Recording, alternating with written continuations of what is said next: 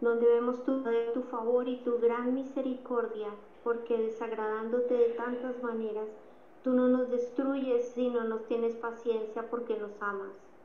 Hoy venimos a pedirte, por favor, háblanos.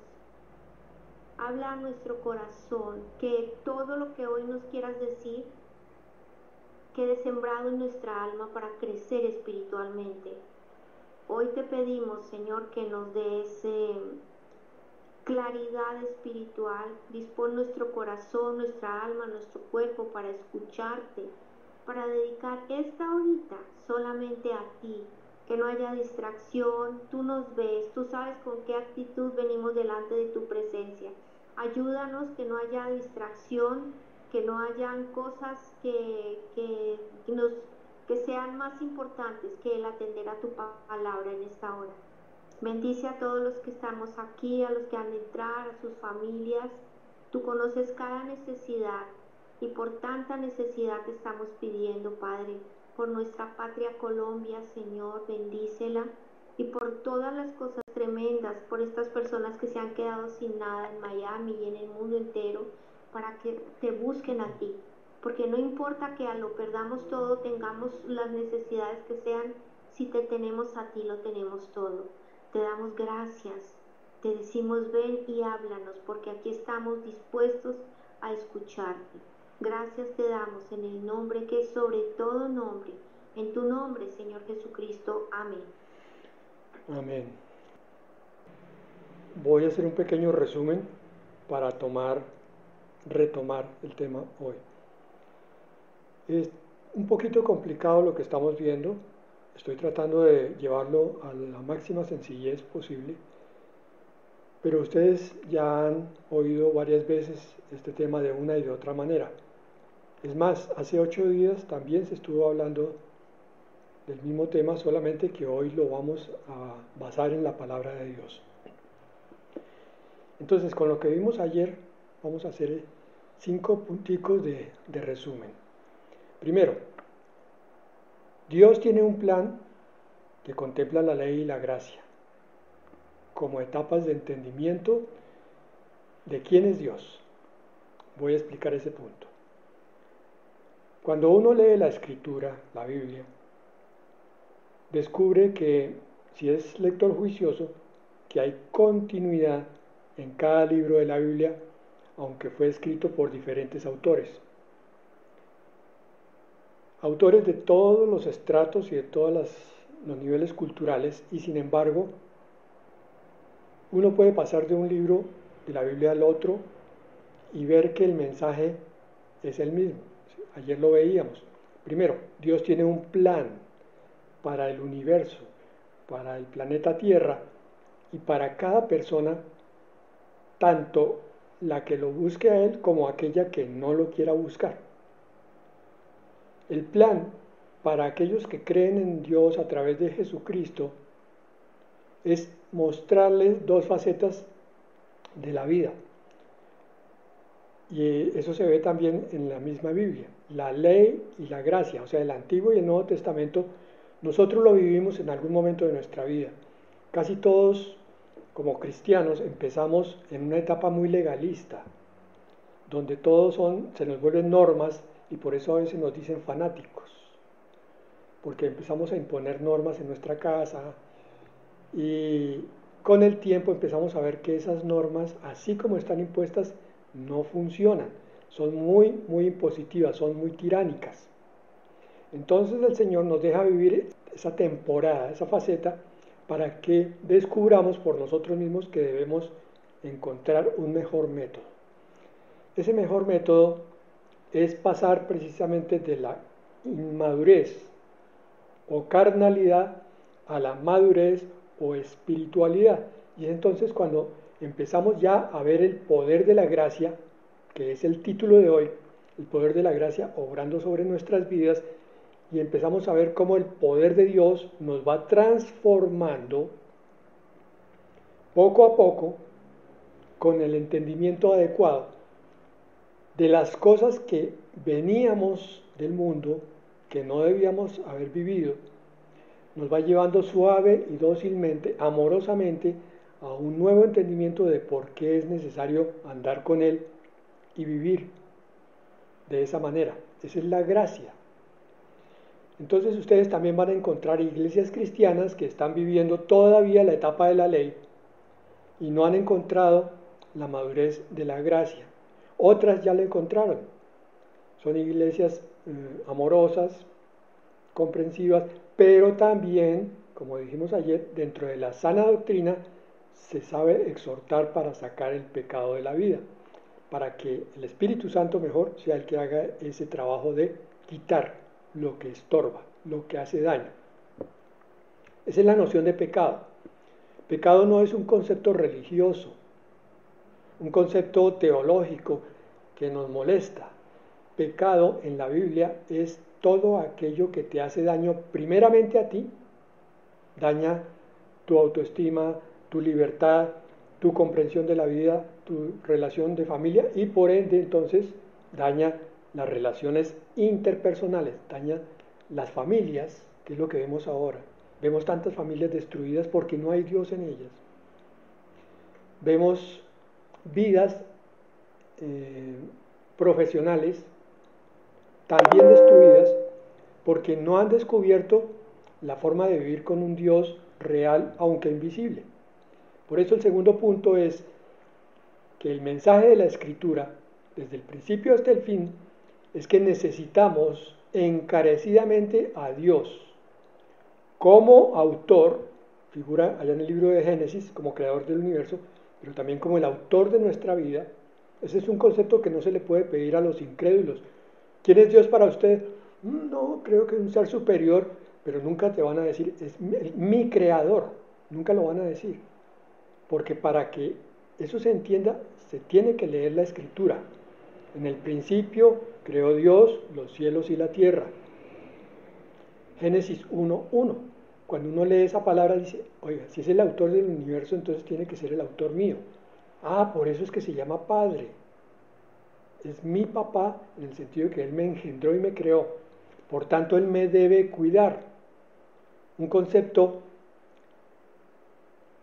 simultáneo con el de autor. El sostenedor de mi vida. ¿En qué nivel? A todo nivel.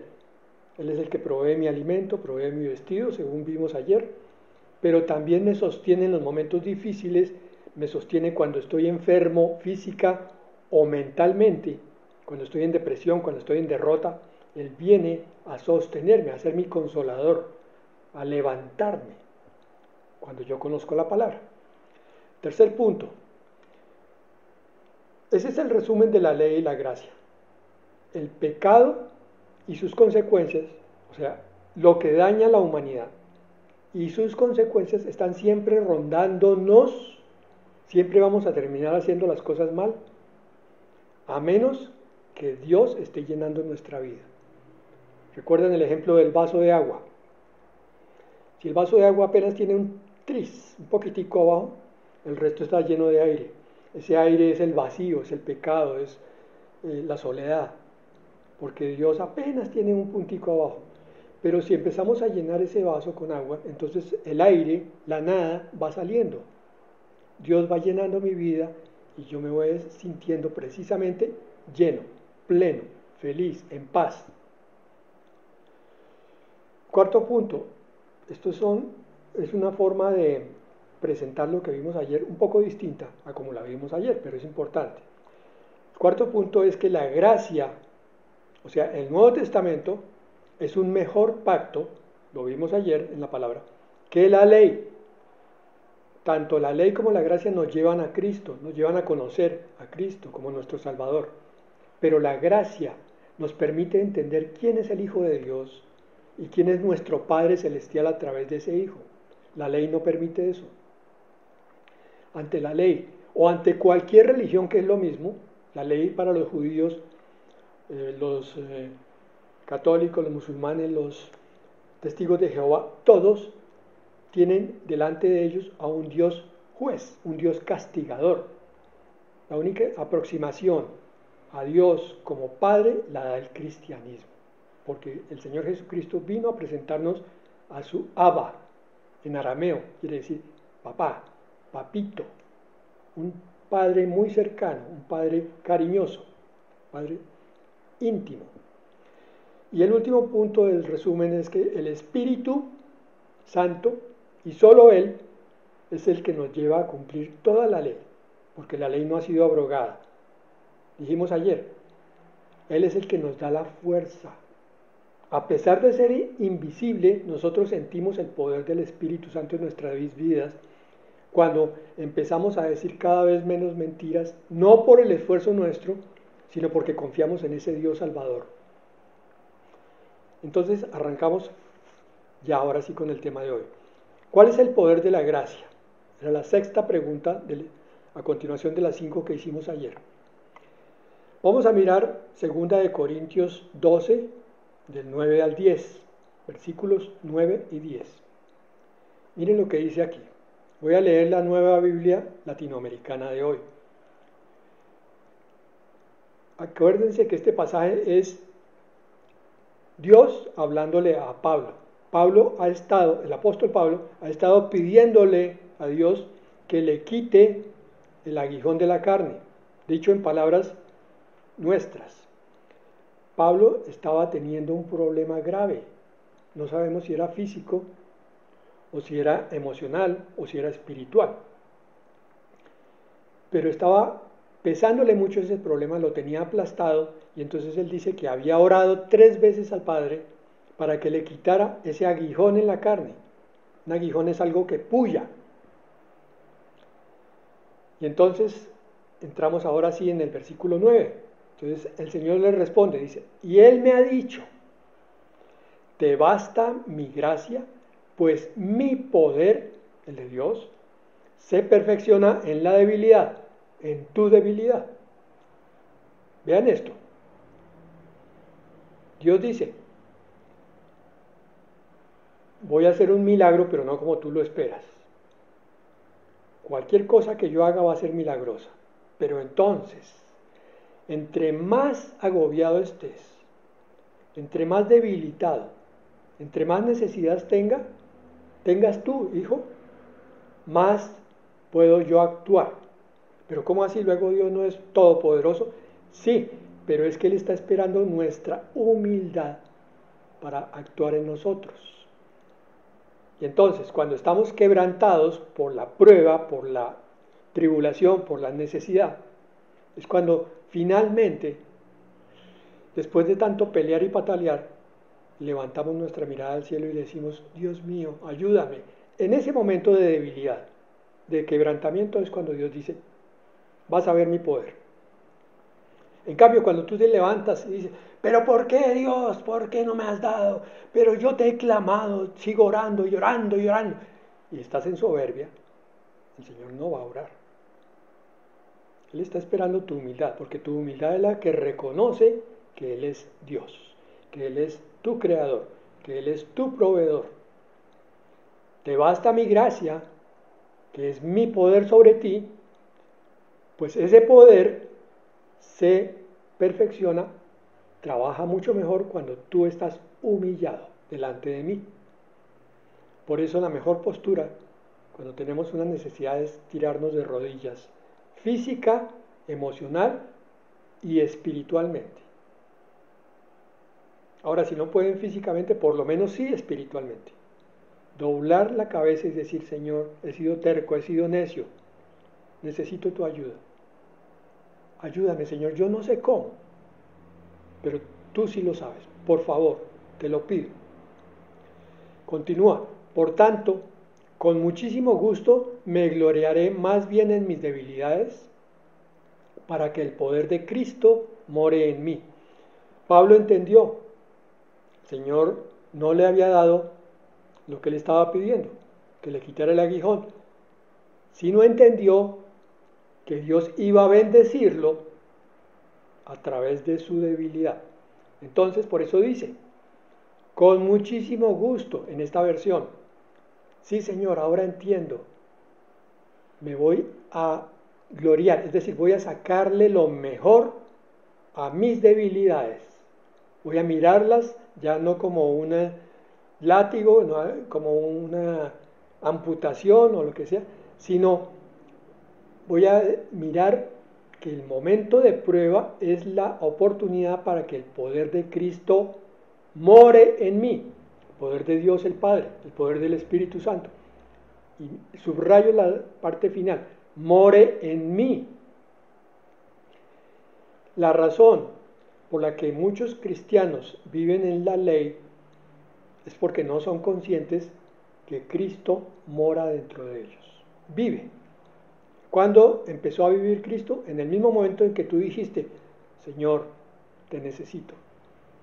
Recibo a Jesucristo en mi corazón como mi Salvador. Si esa oración fue sincera, en ese mismo momento empezó Cristo a vivir en tu vida. Pero una cosa es la realidad espiritual, como la ve Dios, y otra cosa es adquirir conciencia de ese preciado regalo, que es gracia, que Dios nos acaba de dar. La vida de Cristo en nosotros. Entonces podemos pasar 10, 20 años y no darnos cuenta que Cristo está viviendo en nosotros. Y que si Cristo vive en nosotros, mora su poder en nosotros. Entonces, ¿qué hacemos? Nos levantamos todos los días como cristianos, o como si fuéramos de otra religión, exactamente igual, y tratamos de hacer las cosas por nuestra fuerza. Uy, Señor, yo tengo que mejorar esto que está tan mal. Yo siempre digo mentiras y trato de no decirlas, pero vuelvo otra vez. Claro. Los malos pensamientos. La epidemia que hay hoy en día de pornografía. Hombres y mujeres están cayendo en esto, en cantidades alarmantes. Pero tratan, no, hoy no voy a aprender el computador, no, hoy no voy a aprender el celular. No pueden y caen. Y entonces llegan a la iglesia cabizbajos. ¿Qué le pasa, hermano? No, aquí en mis batallas. Sí, hermano, hay batallas en la vida cristiana, pero usted debe tener conciencia de que esas batallas son para victoria. Sí, pastor, como usted diga, pero no lo creen, porque no lo viven, porque están en la ley. No han entendido el poder de la gracia. El poder de la gracia se basa en Cristo morando en mí y yo siendo consciente de Él. Y pidiéndole que me acompaña, porque va en mí, pero que me acompañe conscientemente en todas mis batallas y también en mis gozos. Versículo 10. Por eso me complazco en las debilidades, en insultos, maltratos, privaciones, en persecuciones y en angustias por amor a Cristo, porque cuando soy débil, entonces soy fuerte. Esto es una locura, hermano. Este versículo es una locura. Vaya, predíquelo usted en el parque, aquí, en cualquier sitio público, y se le van a reír en la cara. Van a decir, usted está loco, ¿cómo así? ¿Cuál poder de Dios? Si Dios está en el cielo, ese no tiene tiempo para mirarlo a usted. Sí, hermano. Cuando yo me humillo, cuando estoy contrito y humillado, entonces el Señor responde a mis necesidades. Ensáyalo. Aparta de ti toda soberbia cuando estés en esos momentos difíciles. No pelees. No te pongas de mal genio con esa batalla que tienes. No te creas maltratado por la vida, sino refúgiate en tu debilidad y di, sí, Señor, en mis debilidades que voy a ver tu bendición. Amén y aleluya. Y lo corroboramos con 2 Corintios 3:5. No nos perdemos del tema, mire. Dice, no es que pensemos que estamos capacitados para hacer algo por nuestra propia cuenta. Nuestra aptitud proviene de Dios. Esto sí que le da por la cabeza a cualquier incrédulo.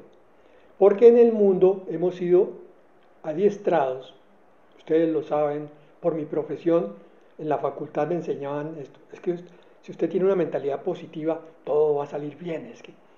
Pero es que el problema en el mundo es la egolatría, o sea, la idolatría de nuestro yo. Creemos que es por nuestra inteligencia, por nuestra capacidad, por esa rapidez de pensamiento, esas ideas que se me ocurren solo a mí.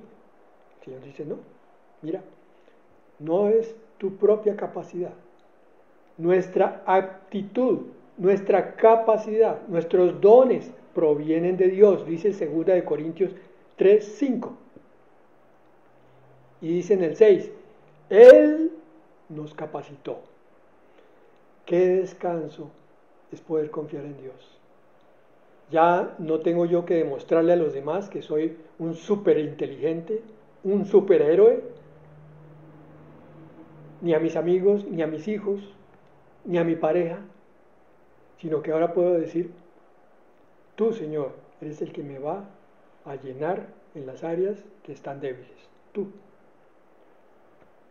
Yo confío en ti, creo eso.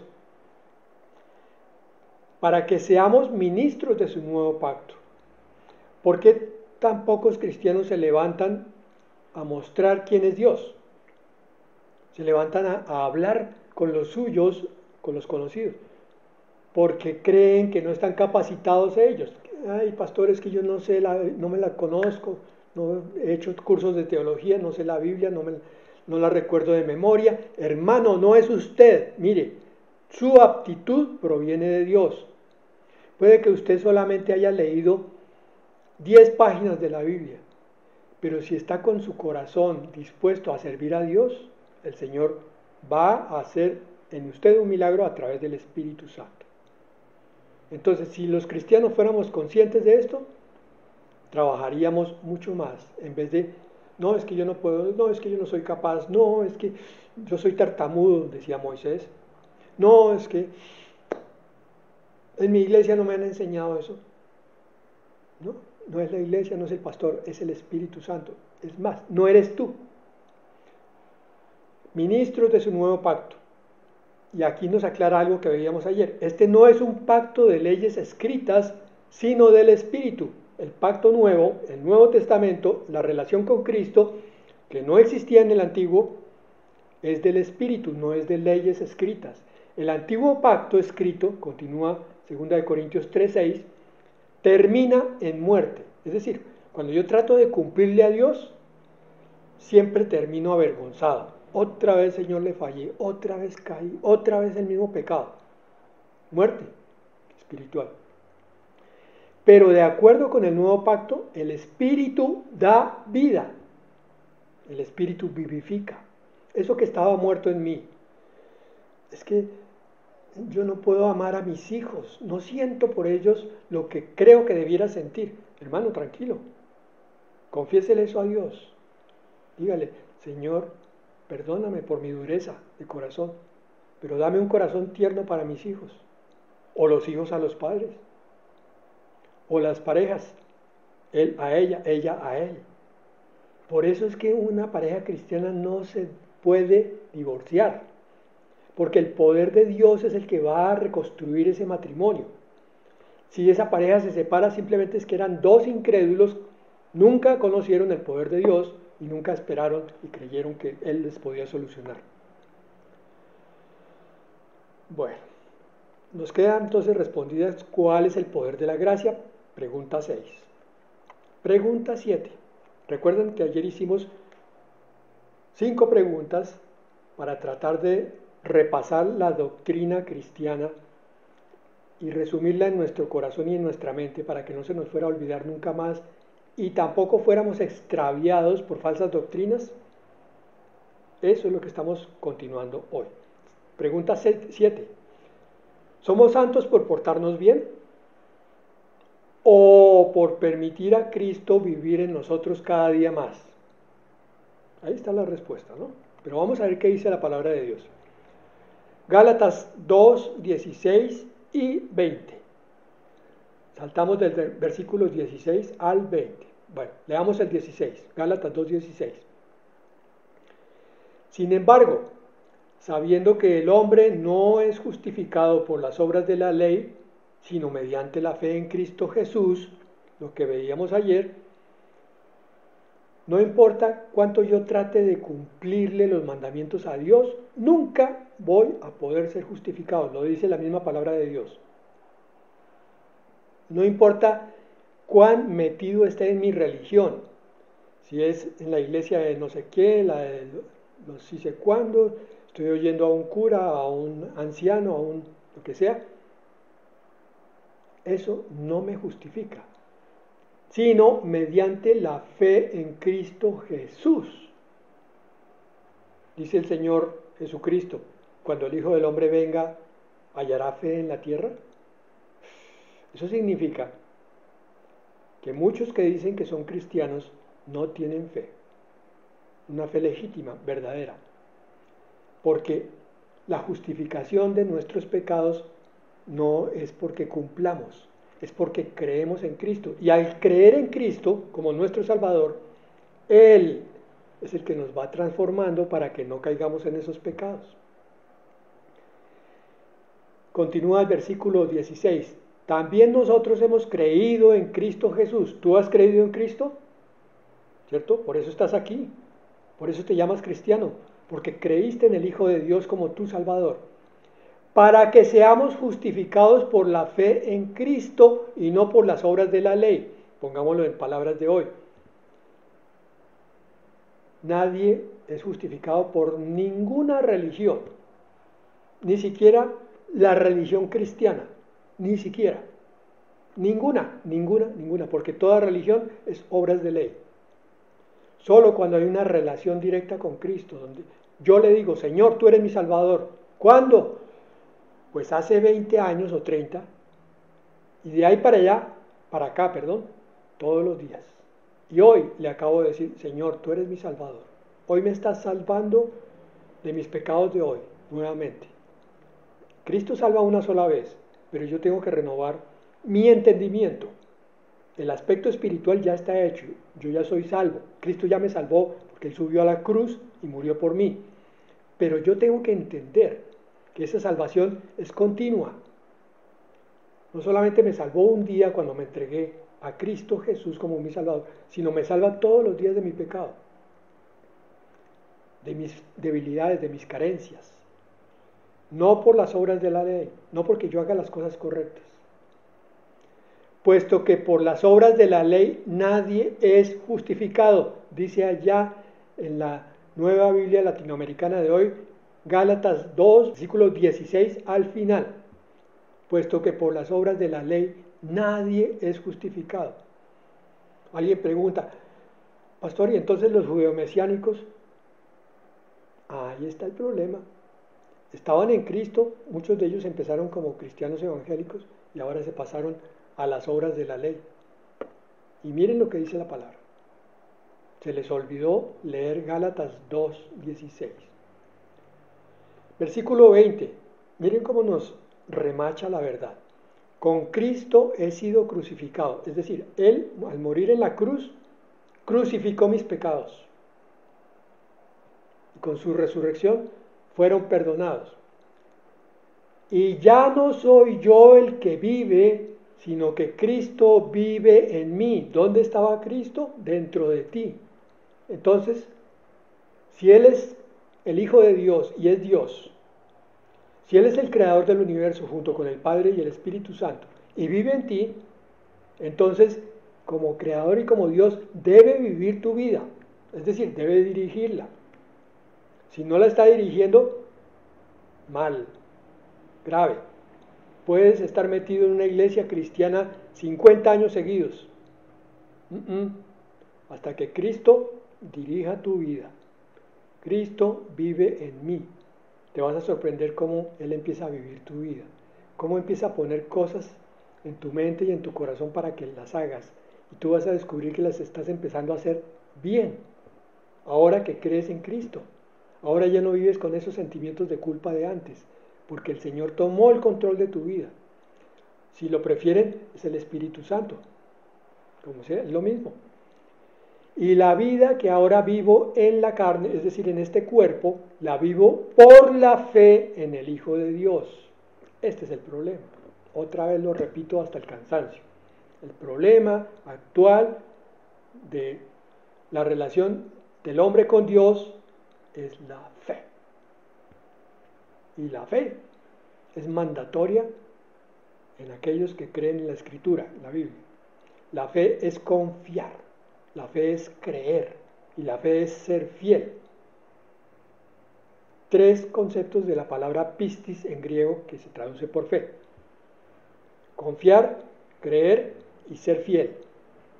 Entonces, pongámoslo así, la vida que ahora vivo en la carne, en mi cuerpo, en mi mente, tengo que vivirla por la confianza en el Hijo de Dios, por la fidelidad que le tengo al Hijo de Dios y por la certeza en que Él es el Hijo de Dios y mi Salvador, el cual me amó y se entregó a sí mismo por mí. Bueno, Colosenses 1:27. Se me alargó el tema. Colosenses 1:27. A estos Dios quiso dar a conocer cuáles son las riquezas de la gloria de este misterio entre los gentiles, que es Cristo en ustedes, la esperanza de la gloria. Otro versículo más para recordarnos dónde mora Cristo. Pero a mí me habían dicho que Cristo está sentado en el trono. Sí, Señor. Teológicamente es así. Entonces, espiritualmente el que mora en mí es el Espíritu Santo, que se llama también el Espíritu de Cristo, pero como los tres son uno solo, entonces por eso es que dice esta palabra, Cristo en ustedes, esperanza de gloria. Cristo en ustedes. Por favor, ponle atención a este ejemplo que a mí me ha servido. Cuando yo leí este versículo la primera vez lo pasé por alto, fácilmente. La segunda también, la tercera también. Hasta que llegó un día en que el Señor me habló y me dijo, este versículo es para que lo grabes. Entonces, yo me puse en la tarea. Primero, Señor, acuérdame que es Colosenses 1:27, pero sobre todo acuérdame esa parte final, que cuando yo esté en combate con mi cuerpo, en combate con el mundo, en batalla, en tribulación, pueda decir, Cristo en ustedes, esperanza de gloria. Cristo en ustedes, esperanza de gloria. ¿Para qué tengo que repetir eso? Para acordarme que Cristo no está lejos, que está en mí, que está viendo mis problemas, mis dificultades y que Él quiere, pero que yo no le dejo muchas veces, Él quiere empezar a solucionarlos cuando yo haya entrado en esa debilidad de atrás, donde el poder de Cristo se va a hacer claramente patente. Y hay más. Entonces vamos a leerlo en palabra de Dios para todos, ese mismo Colosenses 1:27, a ver si nos está diciendo eso, si es que Cristo está morando en nosotros. ¿En quién? En el corazón del creyente cristiano. Esto no es en el corazón de todos los seres humanos. Hoy hay 8.000 millones ya, creo que se completaron, de habitantes del mundo. Y la inmensa mayoría, me atrevería yo a decir más de 7.500 millones, no tienen ni idea de esto. Y están caminando rumbo al abismo, al desastre. Sus vidas son un caos y no quieren buscar de Dios. Entonces, palabra de Dios para todo, dice ese mismo Colosenses 1:27. Vamos a ver si es lo mismo. Porque quiso que su pueblo entendiera esa grandiosa y maravillosa verdad para todas las naciones que antes no les había mostrado. O sea, en la ley no se mostró eso. El plan secreto es Cristo que vive en ustedes, que les da la esperanza de disfrutar la grandeza de Dios. ¿Entendimos? Cristo que vive en ustedes, el cual les da la esperanza de disfrutar la grandeza de Dios. O sea, el poder de Dios en ustedes. Y la Nueva Traducción Viviente, el mismo versículo dice, pues Él quería que su pueblo supiera que las riquezas y la gloria de Cristo también son para ustedes, los gentiles, ¿sí? Los que no eran judíos. Y el secreto es, Cristo vive en ustedes. Las tres versiones dicen lo mismo. Por favor, grábate. Cristo vive en ti. Eso les da la seguridad de que participarán de su gloria, dice la Nueva Traducción Viviente. O sea, el poder de Cristo está esperando que tú creas esto y lo pongas por obra. Que empieces a vivir cada día como si Cristo estuviera vivo. Digo como sí, porque es que en realidad está ahí, pero tú no lo has querido de pronto entender, o no lo hayas podido entender, o no te lo habían explicado. Un cristiano carnal, de esos que pelea en todo momento, dice malas palabras, se emborracha, desea a la pareja del prójimo, pero va a la iglesia y abre su Biblia, es un cristiano que no ha entendido este secreto. Cristo vive en ustedes. Entonces, él espera que el pastor sea el que le dé la solución de sus problemas. El pastor está puesto solamente para mostrar a Cristo. Aquí se lo estoy mostrando.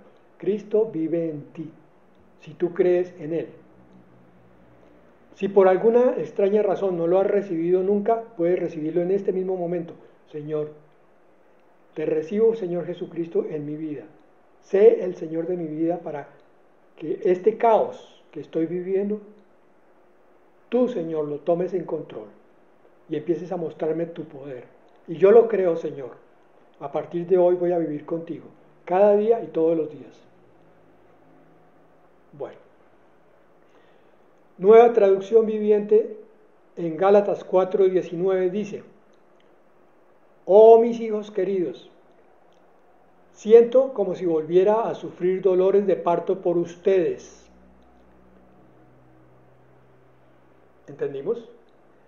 Pablo, un hombre, un predicador, le está diciendo a los Gálatas: yo como predicador tengo dolores de parto. ¿Qué estaba queriendo decirles?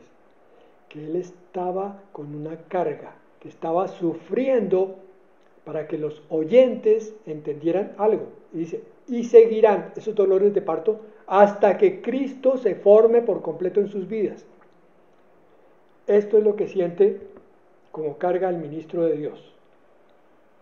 Dolores de parto, para que el que oye, cada uno de ustedes y yo mismo, entendamos que Cristo tiene que formarse cada vez más. Porque de pronto, hasta ayer, Cristo ya había logrado erradicar en mí ciertas cosas, pero todavía quedan otras.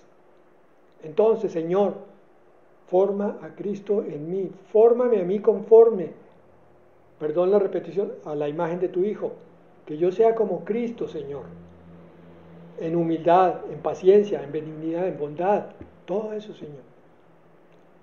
Esa es nuestra batalla diaria, permitir que Cristo se forme. Mire, formado en sus vidas, otra vez está hablando de Cristo viviendo en nuestro interior, pero ¿qué hace la mayoría de cristianos? Vamos a la iglesia a buscar de Cristo, vamos a la iglesia a buscar a ese pastor que predica bien para ver si él nos muestra a Cristo, y van y salen y vuelven y entran y vuelven y salen y llevan a Cristo y no se han dado cuenta. Cristo está con ellos. No es al pastor al que hay que buscar, no es la iglesia que hay que buscar. Yo no estoy diciendo no se congreguen, yo no estoy diciendo no oigan predicaciones, oigan muy bien, no confundamos. Estoy diciendo, oye a ese pastor, oye la predicación, pero óyela entendiendo que Cristo es el que te va a hacer vivir la palabra que se te está predicando. Mientras el pastor te habla, tú le dices, Señor Jesucristo, tú que moras en mi corazón, mira eso, hoy entendí esto, gloria a ti, Señor, que me has mostrado. Ahora, Padre, con tu poder y a través de tu Hijo, forma en mí ese carácter que estás allí predicando. Efesios 3:16, estamos hablando del mismo tema. La pregunta, si nos portamos bien, ¿somos santos? Podemos portarnos bien y no ser santos. Pero, en cambio, si permitimos que Cristo viva su vida en nosotros, ahí sí es formada la santidad.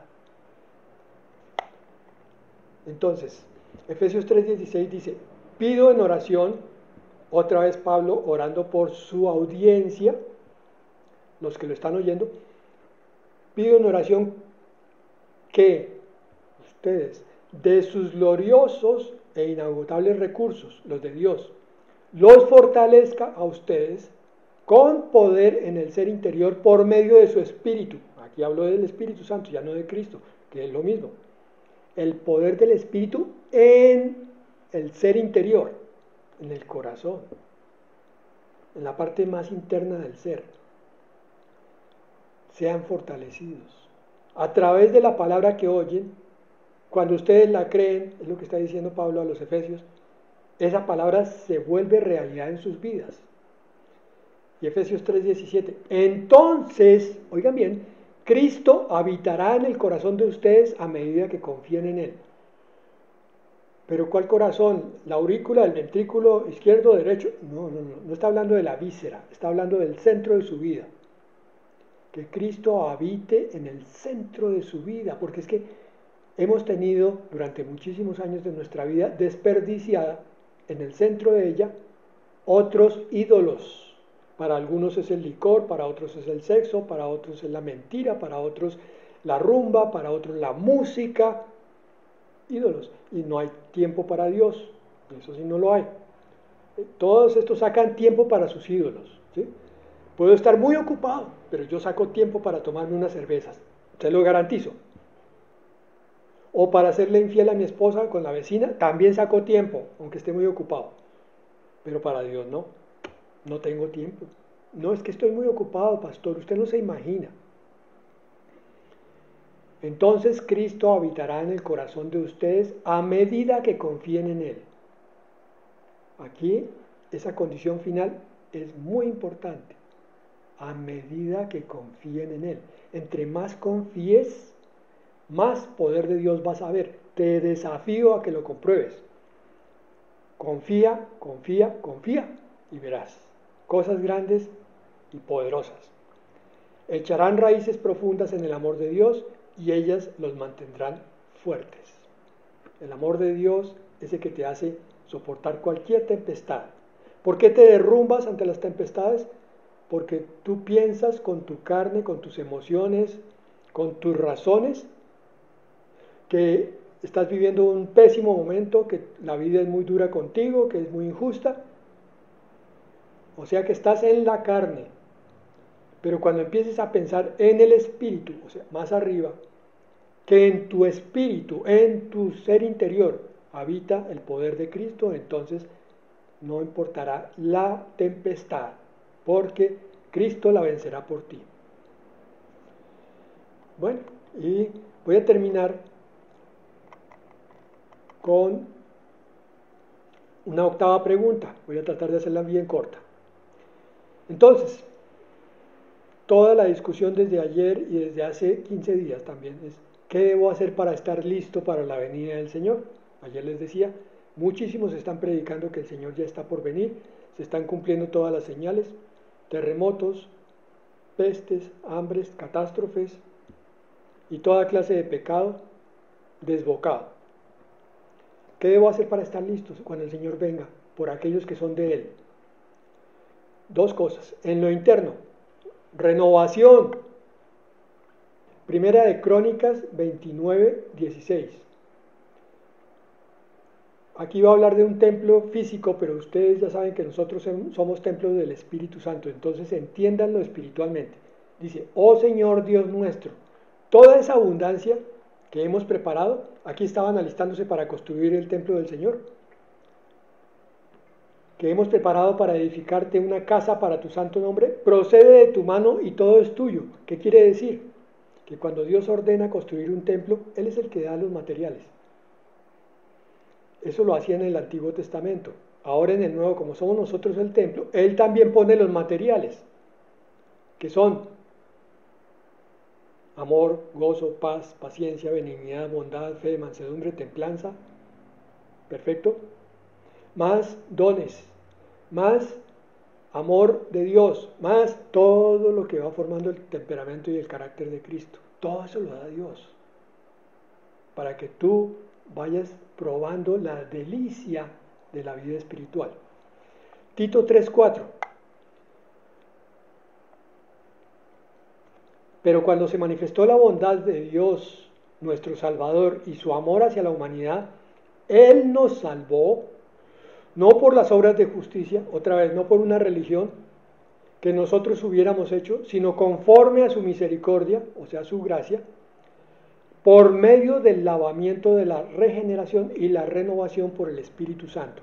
Esta palabra quiere decir que tú no eres salvo por nada que hagas, y eres santo tampoco por nada, sino es por el lavamiento que hace la palabra que estamos viendo, la Escritura, la Biblia, te va lavando y el Espíritu Santo te va enjabonando. te lava y te renueva. Y Colosenses 2, 6 al 7. Por tanto, de la manera que recibieron a Cristo Jesús el Señor, ¿cómo lo recibiste? ¿Lo recuerdas? ¿Cuánto hace eso? Ese momento en que tú le dijiste, Señor, mi vida es tuya. De la manera que recibieron a Cristo Jesús el Señor, ¿cómo lo recibiste? ¿Lo viste? No. ¿Tembló la tierra? No. Creíste, sin ver, porque Cristo entró invisiblemente en ti.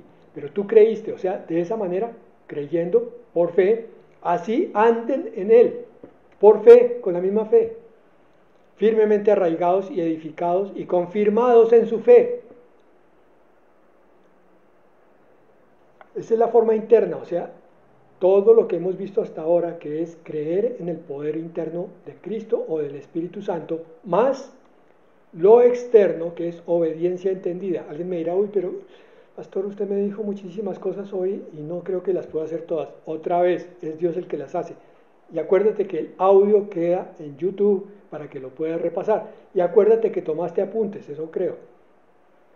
Entonces, en lo interno, crecer para Dios. Y en lo externo, Primera de Pedro 3, 10 al 11, dice, porque el que desea la vida, ¿tú deseas la vida?